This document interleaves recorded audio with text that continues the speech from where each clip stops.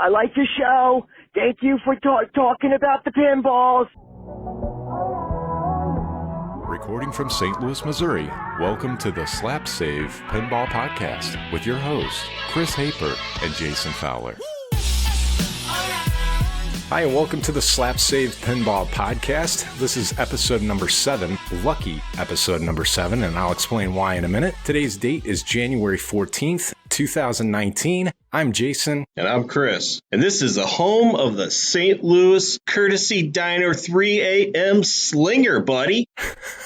The Slinger, it's infamous. If you don't know what it is, look it up. It'll scare you. So good.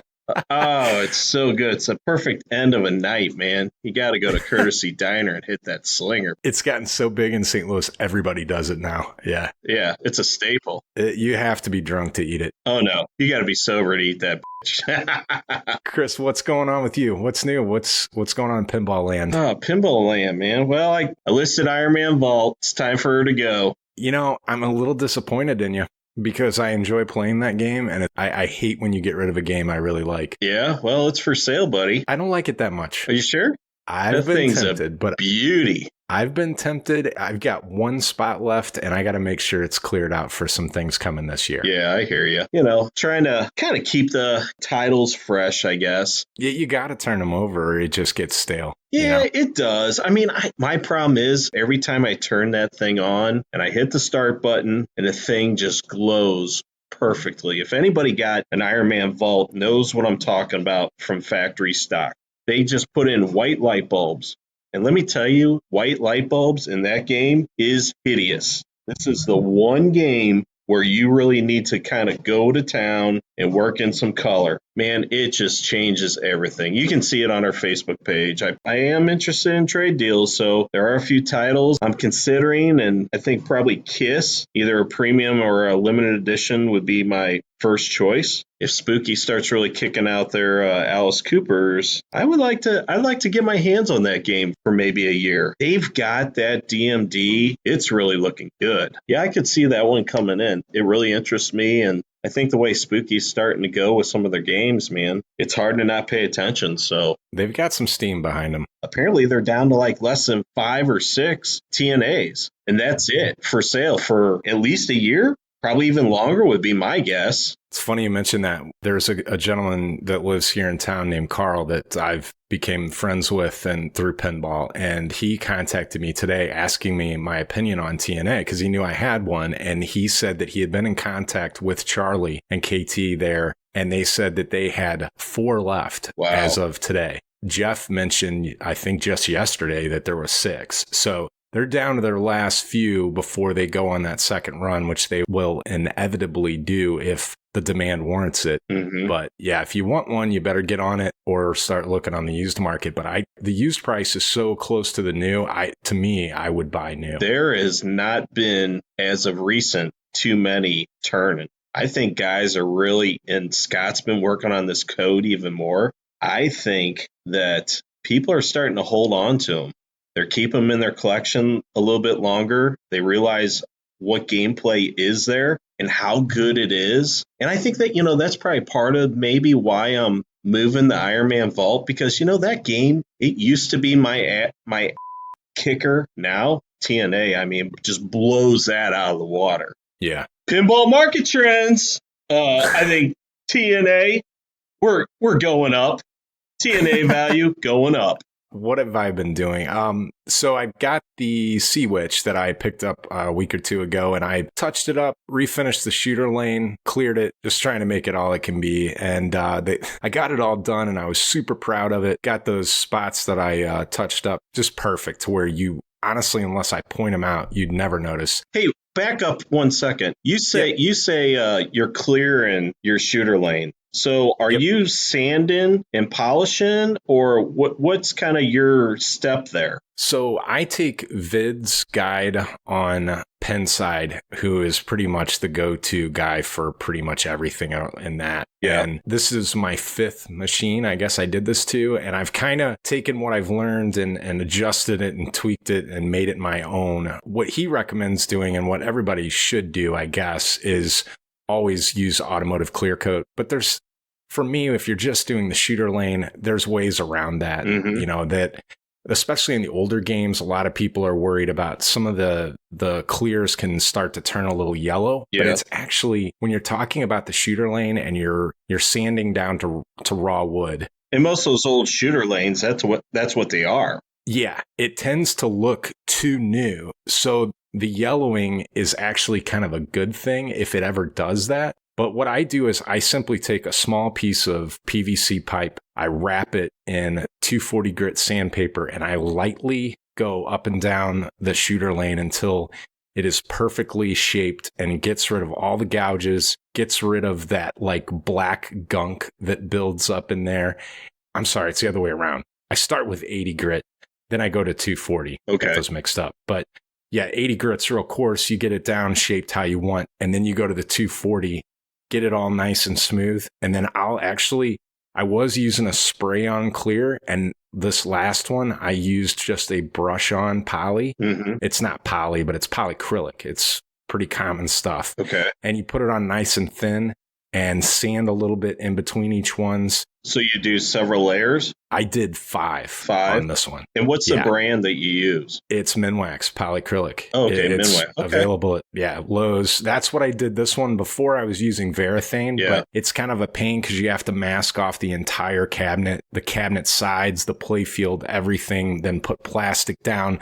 This, you just take a brush, and as long as you have a steady hand and you don't put it on too thick, you would never know it. In fact, I almost try to keep it. I don't sand it down as much as I could because I don't want it to look too new. It sounds weird, but if you get it too clean, it looks a little funny. Right. So I actually just kind of sand it to where there's just a little bit of marks still. So it just looks like it's authentic and it's not fabricated or whatever. But yeah, I've done it several times. I've had a lot of games on both. I've never had even the slightest issue. I've not noticed any yellowing, but again, if I did, it would be in an area that it might benefit from it. So now on playfield touch-ups, a lot of times I'll use just a small piece of Mylar because you can match the paint perfectly, but you have to protect it somehow. And rather than start, smearing clear all over the playfield, which I don't want to take a risk of messing up, I'll just use a small piece of Mylar and it looks great. Real happy with the way it turned out. And then I was tweaking it for the shots, and then I broke the flap gate that comes out of the shooter lane. So that is like unobtainium for the most part. And then I found Cliffy.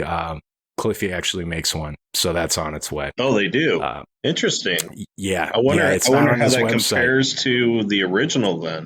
It's supposed to be better, but that's not saying much. I will say this about Sea Witch. Sea Witch is a gorgeous pen. Sea Witch is a classic Stern, so the gameplay is great, like as far as the flippers and the dynamic of the ball speed and everything, because Stern games are fast. But, and this may not be the most popular opinion out there, I will tell you this, Sea Witch geometry is... It is. Sea Witch does not shoot well. That's why it's on my next to-go list. Well, I love it, and it can be tweaked to be made better. So I took the fat Bally flippers and I swapped them out for the needle nose Williams style, and you can actually make that left loop off of the lower flippers, which every once in a while you can make that and it's a gift, but it has to be dead balls on.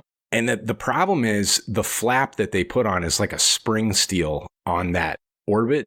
And when the ball comes around, it actually bends and changes the geometry of the shot. So you have a right upper flipper that's supposed to be able to fire the ball across and continuously make this loop. But the spring steel, because it's so flexible, prevents that. Right. And if you ever get one out there, any of you that are listening, you're going to see exactly what I'm talking about. And there's guys that have tried to fix it with using Lexan and Plexi and homemade hack jobs out of stamped steel and all this stuff, but it's not true to the game though. It's not, but Cliffy makes one. It's a little bit stronger spring steel, but I don't think it's going to be perfect. I really don't. But like I said, I still love the game. It still shoots great. It doesn't live up to the hype that it has. No, I will tell that. No, so, and you know what? And that's what made me appreciate Beatles. Right. I remember you saying that. From playing the original Sea Witch. And then you play Beatles. I mean, it's day and night. It's the same game, but it's not. They really fixed it. Anything else? What else have you been doing? I rebuilt the flippers on my Gorgar. So that made a world of difference. Yeah. The old Williams games, the flippers were their Achilles heel, those like late 70s, early 80s. Right. And I had a lot of slop in it. And I replaced everything from the bushing to the armatures to everything that's in there. The flippers doesn't shoot like a 90s Bally's or Williams, but it helped a lot. I think Gorgar is like one of the greatest early solid state game values. I'm not saying it's one of the best pins, but I'm saying it's one of the best pins you can buy for the money, in my opinion. I played it growing up, so it's got kind of a nostalgic hit for me. I know it's not everybody's favorite. Well, and that was the first one that talked, right? It was. Yeah. All 7 words. Right. Yeah, kind of freaks my son out a little bit, and I enjoy that. Slap Save Pinball Special Announcement. So next up, we have some good news. I said it was lucky episode number 7, and you're probably wondering why it would be lucky. Well, Scott from PINSTADIUM contacted us and offered to have us give away with a raffle a set of the Wi-Fi compatible PINSTADIUMs with UV plus glow and the InvisiShields. Ooh, so nice. We are not trying to garner anything by doing this podcast material wise, but if somebody wants to step in and reward our listeners, I think that's great. And it's a great incentive, and it may help spread the word for us and spread the word for him as well. I know a lot of you out there, there's 2 camps with PINSTADIUM. You either love them or you are a huge skeptic and question them. And I'm telling you, I was one of the latter, and I saw enough in person to where I gave it a shot, and I'm a believer now. Yeah. So I'm not going to sit here and tote their benefits or anything. You've all heard that probably ad nauseum. But I will tell you this, if you're on the fence and you never wanted to maybe pay the money for them, this is a great opportunity to get in and see if you like them. And then I honestly believe that you will be a believer as well. Yeah. So, dude, I was the same way. It's funny. The way you said it was exactly me to a T. I'm going to give it a shot. I brought a set in, and you'll love them. Yep. You'll love them. So moving on, there's 4 ways to enter. I know I tried to make this as complicated as possible. Sweet. And I think I've succeeded. Awesome. Love it. So what we're going to do, we want our podcast to get out in front of as many ears as we can. And to do that, we're going to ask that you do any or all of the following. That's right. First is if you like our Facebook page and share the contest post that I'm going to create on the Facebook page. If you already follow our Facebook page, all you got to do is share the post. That alone is worth 2 entries. The second way, follow us on Instagram and like the post that we make for the contest. That's worth 1 entry. If you follow us on Twitter, retweet the contest post. That is worth 1 entry as well. Finally, if you are social media averse, and I know some of you out there just hate it and think it's the government is spying on you or whatever, that is fine. Send us an email with a request for the podcast, either some feedback or a request of something you'd like us to do, and that is worth an entry. Give us your best and favorite brick shot. That'll work too. How about that? Anything you want. Just tell us which episode brick shot you like the best. Send us an email. If you want to say hi, if you want to say you. Yeah, kiss my whatever. Right. You're in. Send us an email and you're in.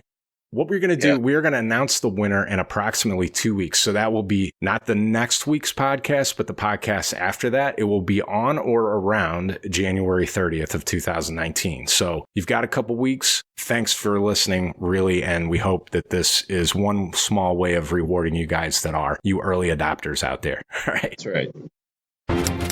And now, Slap Save Pinball's 60-second news. Munster's Creators panel discussion was on Special When Lit podcast by Ken and Bill. Scorbit was announced at NDisc. Scorbit is a Wi-Fi enabled card that is installed in the back box of a pinball machine and enables shared scores, tournaments, and remote operator functions. Alice Cooper, Nightmare Castle is going full bore. There's a handful of TNAs left. We've talked about that already. There's 6 at the time of the TWIP article, but there might be slightly less. Stern has announced an extension of their planned production number of Munsters LE from 500 to 600. Chris, starting with the Munsters Creators panel discussion, did you get a chance to listen to that on Special When Lit? Yeah, I did. It was awesome, wasn't it? That was a great interview. Yeah. I'm glad those guys do all the hard work.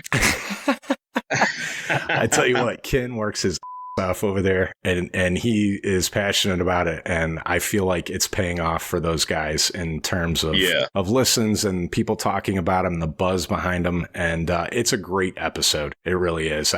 You've got a lot of talent in one room, or at least on one channel, talking about that game. Yeah, they did quite a job. They, I think they even had two of the guys call in, and then had two of the guys on site in their studio. Ken and Bill, a lot of props out to those guys for what they do. And it's nice that there is a podcast in the Chicago area. Yeah, I agree.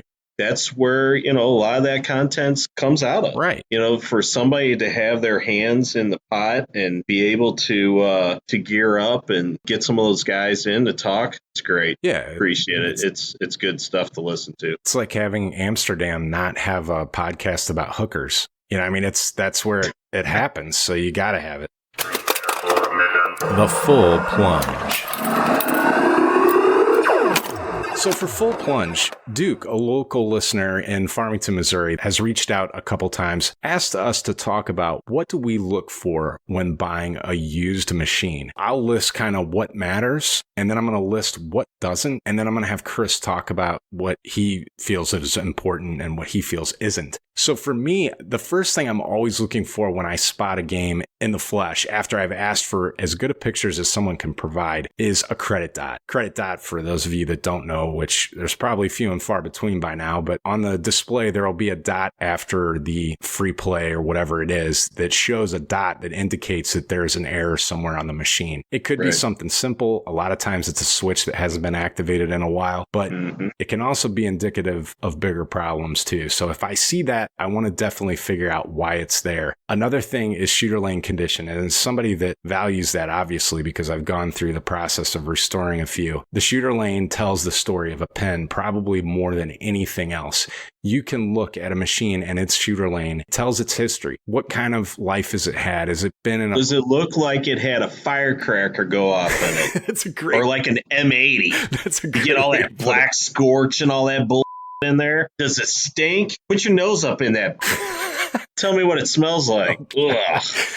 Zach, man. The other thing is backglass condition. I'm always looking at those, especially on my early solid state pens where backglass can sometimes cost a fourth of what the machine costs. It's important to find some that aren't flaking too badly and aren't in too rough a shape for me. If you need to buy a new one and replace it, you need to think about that ahead of time and think, well, there's another $300-$400 on top of what I'm already paying, and can it even be found? What's your take on the guys that spray clear on it or whatever to help hold it in place? What's your take on that? Triple thick, I think, used to be a great idea, and I'll tell you why I don't think it is anymore. Triple thick, it's basically like a poly-like coating that goes on the back of the glass. It protects the paint from peeling and also kind of insulates it from the heat of those hot incandescent bulbs. The problem, like a lot of things now, and I guess the countries need to feel like it goes after every carcinogenic in the country. They've changed the formula of triple thick in the last few years, and it is not the same. And I know a lot of people are having trouble with delamination now on back glasses. And I know that CPR insists that you do not coat their back glass. So if you get a repro back glass from CPR and you coat it with triple thick or anything else, you will void any sort of warranty that you have with that glass. They say do not do it. And I don't know if it's just the way they make the glass or what it is, but... So over time, does that whole, once it's set, can that whole thing then just peel off in one sheet? Yeah, but it's going to take the paint with it. What I would do is if you have a pen, you are trying to save a horse with a broken leg in terms of the back glass. Like if it's just peeling off and you're just trying to save whatever's there, fine. Do not take a great looking back glass, whether it's a reproduction or better, if it's in good shape. Just let it be. Let it be, like the Beatles said. Go to LEDs maybe. I think LEDs are a great way. It sucks because you get that halo effect a little bit, but halo effect is much better than flaking back glass. So and it doesn't have to be the bright whites. Come on, guys. Yep, agreed. Get the dimmest ones you can and the ones that shoot the light off to the sides. It helps. Exactly. Yep. Other things I look for, coin door condition. That a lot of times will also tell you, has game been routed heavily? I know it sounds weird, but I have people send me what do you want pictures of? And there's not a picture of the coin door. Take a close-up of the coin door. I want to see it. Mm-hmm. It tells a lot about the pen. Cabinet scrapes, nicks, gouges, signs of splitting, especially on newer Stern machines before they did the bracing. That is something that needs to be checked. Board condition, including any signs of battery damage. If it's leaked on those boards where the battery either was or is, that is a pain in the playfield. Always the wear. How bad is it? If it has already been touched up, was it done well? Does it look like somebody painted it that was colorblind? If you can see it from 2 feet away, I tell you what, if you have the glass on and you can see where a touch-up was done, it could have been done better. As somebody who really prides myself in touch-up work, you can match colors well enough to where it should not be able to be seen. I think, though, certain colors are a little bit touchier than others. Oh, there's without a doubt. Whites much and yellows lighter. are really tough to do. Yes. Blue is tough to do, but I will tell you this, it can be done. In fact, I wanted to tell everyone about this little product called Nix. I bought this. It's not a cheap thing. It's $100, right? It's a solid state globe. It's about 1 inch across. It sits on a lanyard. It connects via Bluetooth to your phone. What you do is you take this and you set it on something, and it has lights, blocks out all ambient lighting. It has lights inside of the sensor, and then it will tell you on the phone the hex code and any other color codes associated with that color and bring it up on your phone. So what you can then do is take that number to Lowe's if you want to have them match a paint for you, if you're doing the cabinet, if you want to mix it yourself and you can't just keep going back over to the playfield to do it, it works great. It's $100, but I'm telling you, it's worth it. It can be used for a lot of things. If you're trying to match paint in your house and you want to get your wall spot on, this is a commercial tool that's used by companies for quality control. It's like one of the coolest pieces of technology I've ever seen, and I use it all the time. I have not heard about that at all. It's NIX. You can get it on Amazon. It's a great little toy for pinball people. So is there a manual? Is there keys to it? That helps. Is there any extra parts? What doesn't matter to me? LEDs. I really don't care. A lot of times I want them in newer games, but it's easy for me to do. I'm not going to let LEDs being in a game or not being in a game affect my value or worth of a game. The claims of it being shopped, I could give two. I really don't. Nobody shops right. And I'll bring up one thing that I don't understand. And Chris, I wanted to ask you about this, but on a lot of newer Stern games, I always see people list, they still have the quote goodie bag stapled to the inside of the machine. I just don't give a about that. Like, is that something that you see that and you're like, ooh? Yeah, I mean, I guess for some people it's a big deal. I think everybody's kind of got their quirks about certain things. Is everything in the goodie bag? I mean, there are extra plastics and backup plastics and extra decals. But, sometimes you got to unstaple that goodie bag to get the manual. That's exactly what I thought. I said, what you're telling me is you have never had the manual out. How is that something you want to advertise? Right. I don't know. That's just me. Yeah. I kind of agree with that. I mean, yeah. You know what? If you got the goodie bag, great. If it's stapled there, I give two. I like that it's still intact and it's got all of its plastics, but it's not going to make me want to buy a $6,500 used pinball machine more than a guy that doesn't have it. Let me take that one just even a step further. And I was saving every freaking box I had, new in box. A friend of mine and we were discussing this whole thing. He's like, you've saved every box? I was like, dude, I got like 7 boxes stacked in the back. He's like, really? I don't know. There's some guys that want the box. There's some people that were selling boxes for like $75 a box. I'm like, you've got to be kidding me. Dude, you not. I finally decided, you know what? I am not just going to keep storing these. I'm losing all this space. They're in the way, this, that, and the other. So what I will do, though, especially I will buy an LE here and there. I take the box and I cut out of the box where it's stamped and it says Metallica LE with the number or whatever. I'll cut it out of the side of the panel and I'll throw it in the machine just so I have it. Yeah. It's another way to me of showing proof that I bought this. Here's a piece of the box that I saved and of the box that it came out of. That's not a bad idea. I might start doing that. So what matters to you? So on some of my what matters, if you're claiming that this is home use only and you're the original owner, show me the proof. An invoice or a receipt, something like that. Yeah, receipt. And not really even a receipt. You know what I typically do? I take unboxing photos. hey, show me some of the unboxing photos. Now, do you still do those naked? Only video. As I'm unboxing it, I'll take a few pictures. I just think it's another way to document, hey, something I did in my lifetime. Right. Or you could be like Zach and just down a fifth of tequila while you're doing it.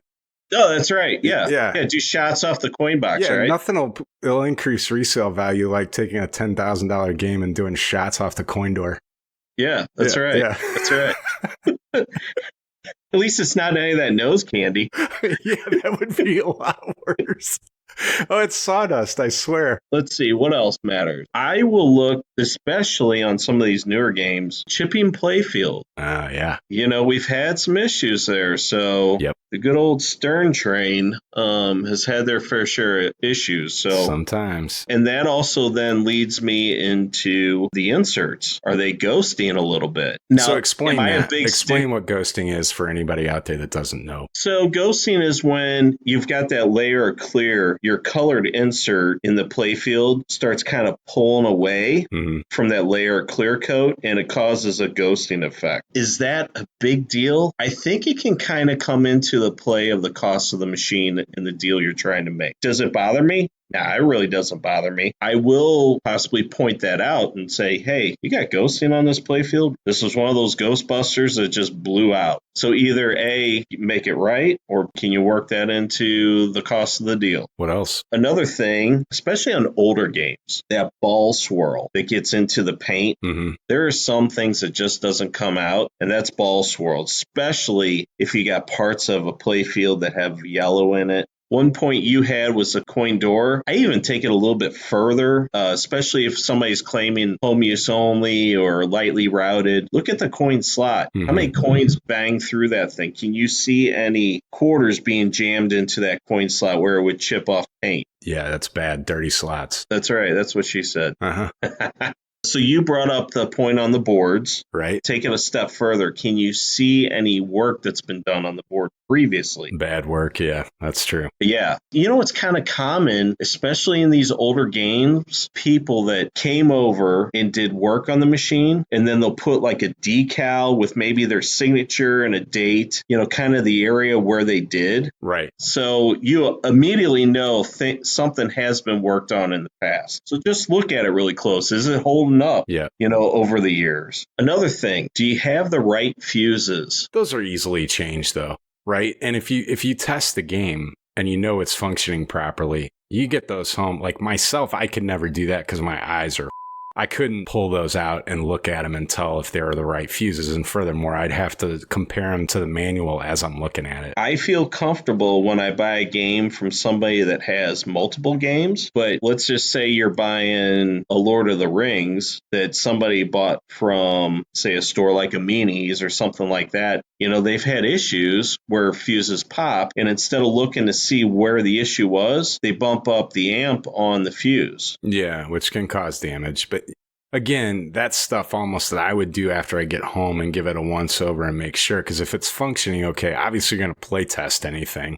You're going to see if something's not functioning right. But yeah, that's totally a valid concern, especially after you go in and buy it. Right. Obviously, we are diving in a little bit deeper than we normally would. Well, sure. It's the full plunge. We're thinking everything that there is. Yeah, I got it. And I think my last thing would be looking for planking. Oh, yeah. Especially on the play field, on the side of the cabinets.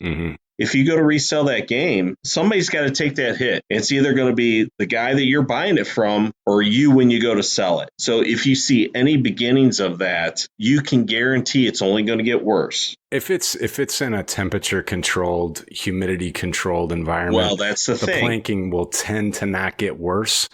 But yeah, if it's there already, it's an issue. Yeah. If you're running humidity in my house, I probably should be running humidity, but I don't. So what doesn't matter? Light bulbs are burned out. Doesn't matter. Yeah, I agree. Are they incandescents? Are they LEDs? Doesn't matter, because when I get the game, that's going to be one of the first things I freaking do. Right. I'm going to make it the way I want the game to be.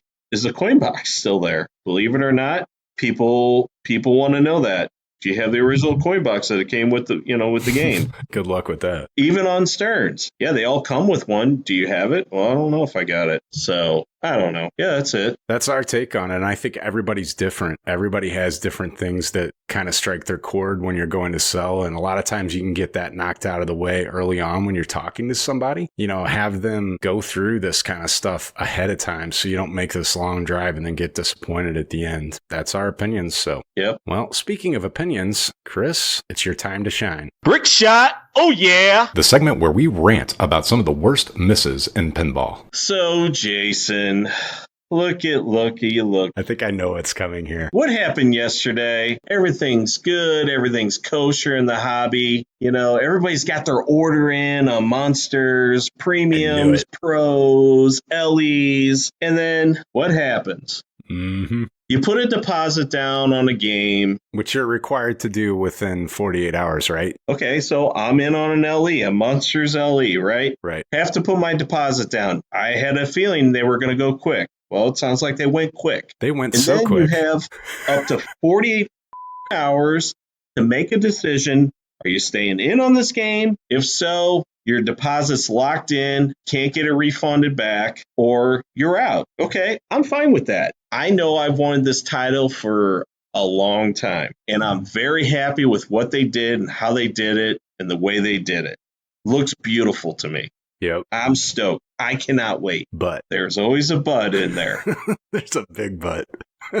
So after the 48-hour time frame, these mother have the balls to say, oh, we up. We're not just going to make 500 LEs. We're going to make 600 LE. Okay, you mother, it's just, it feels like bait and switch to me. It's no different when this pinball company decides to make another Batman 66 super limited edition. Hey, we're doing 50 of these sons of to celebrate the 50 years of Batman being out in the world. And then what happens? Oh, no, we're going to add another 30 to the production. Right. You know, I get it's business. They underestimated the demand. Well, you know what? You initially sold a game at such and such. It feels like a bait and switch a little bit. Am I that disappointed? I'm not that disappointed. It's not going to change my decision. I love the way the game looks. Honestly, this whole LE and the way they do it, just make it 3 tiers. You want your entry-level game, you want your mid-range game, or you want your pimped-out game. I don't give a shit how many you fucking make. But you know what? You guys are the ones that decide that you're going to put a limited number on the games initially when you go to sell. Okay? So you made a poor decision. You know what? Live with it. Instead, you guys are going to make it into a big cash grab. And that's what it turns out to be. Shame on you, Stern. I'm disappointed. Can I play devil's advocate here for just a second? It's just a disrespect. Okay. You mentioned yourself. I admire the fact that you actually kind of pumped the brakes for a second and you said it's business. I get it. And it is. That's what it boils down to is Stern. They are not paying their employees with pinball goodwill, right? They are there to make a buck, just like when you and I get up every morning to go to work. Damn straight they are. Right. So, and there's more. I think what you had with this particular title and their choice in the models is unanticipated demand for the LE. And the reason being is black and white versus color. You have a pro that's color without a lower play field that everybody's kind of excited about. Then you've got an LE that has the lower play field that's full color. And it's either one of those two extremes or you get black and white. That's right. Which some people are crazy about, some people are not. But the problem is the people that aren't crazy about it and the hardcore collectors, they're usually on the fence between an LE and a premium. Well, guess what you just did? You took the people that were on the fence and you took the fence and started shaking it and kicking guys off onto the LE side. And I think that's what happened here. And I think rather than have a lot of people be disappointed, they are trying to give a buffer and have more available to the people that want a full color, full featured game. If you are looking at this as an investment opportunity, which that's always questionable. I know you and I don't really necessarily agree on that, but I could see where that might sting you a little bit. I honestly don't see 100 games affecting your wallet any. No. Is it going to affect me? No. It's not going to affect me one way or the other. and I made that comment prior. You did. But you did. I think it's a real rub. And again, it leads to my comment that it is disappointing. You guys rolled out the best rollout you've given us, and you guys made a wrong decision. You know what? You should live with that decision. Wear it. You give somebody your word, and my word's gold. I know your word's gold. I don't care if you're running a business or not. That word should not go back on. Well, one of the most valid parts of your argument, and I think what gives it a lot of weight, is the fact that you set it up and explained your predicament as an LE prospective buyer, because you have to make a very expensive judgment call in a small within window. 48 hours on what amounts to a $8,000, $9,000, $10,000 toy. Now, they did it better this time because you at least got to see it. Yeah. But what about with, say, some of the past titles where you had to make that commitment before you even saw what it was, or you were going to get left out and not get one? Right. So, we're just going to add 30 more. We'll bump it up to 80. Why not? Yeah. You know what? I've said it before. This could be it. I am really now to the point where I'm pushing hard for some of these other companies. Step your game up. Give me something so I don't have to buy a Stern again. That's never going to happen, buddy. Show me a reason to bring my money to you. You know, they're tough to compete against. You're going to buy more Sterns. I don't buy that for a minute. I didn't say I wasn't, but I want these other companies to bring me a reason not to. Exactly. Competition is great in any field. And I hope that benefits everyone this year, because I'm really looking forward to what Stern, Deep Root, American, what everybody puts out, because of the competition that has increased and the number of people that are wanting machines. So well done, Brickshot. And it was very measured compared to usual.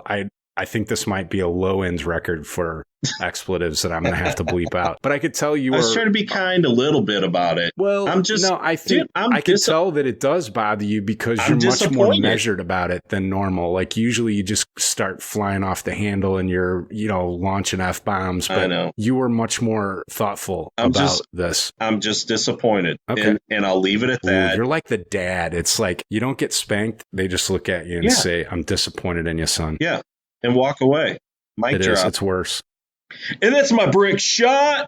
Well, in closing, folks, as always, we'd like to encourage your feedback, suggestions, and comments. And honestly, if you would, go on Apple or Android and leave us a review. We don't care if you leave us 1 star or if you leave us 5 stars, but if you enjoy the podcast, take a minute and do that. It helps get us out there and helps people realize that, hey, these guys are doing a podcast and it might be something that would interest me. How to reach us? The best way is email, slapsavepinballpodcast@gmail.com. We have a voicemail comment line in case you haven't heard. That phone number is 314-529-1875. That number is manned by my mom, and she takes the notes, and I'm just kidding. It's automated. You can leave a number. It's like an answering machine. Steve Ritchie's on the other line. Just call him. Yep.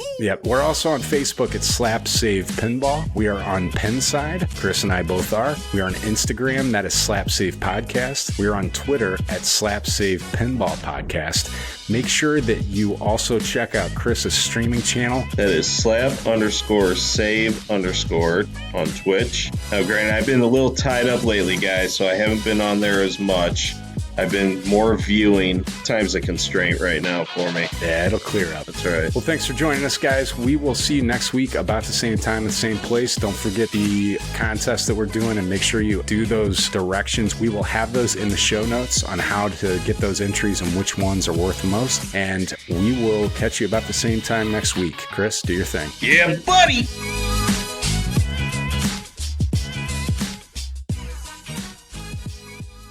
I like your show. Thank you for talking about the pinballs. What do you think about that bull, man? Did you listen to Kaneda's podcast today? I haven't listened to it yet. It's in my queue. Dude, you know who he interviewed or who was on his show? Greg Bone. Bone? Yeah, he's awesome. From SDTM. Yeah. Oh, he's dude, he's the talent of that show. Dude, he's a comedy, dude. He brings it.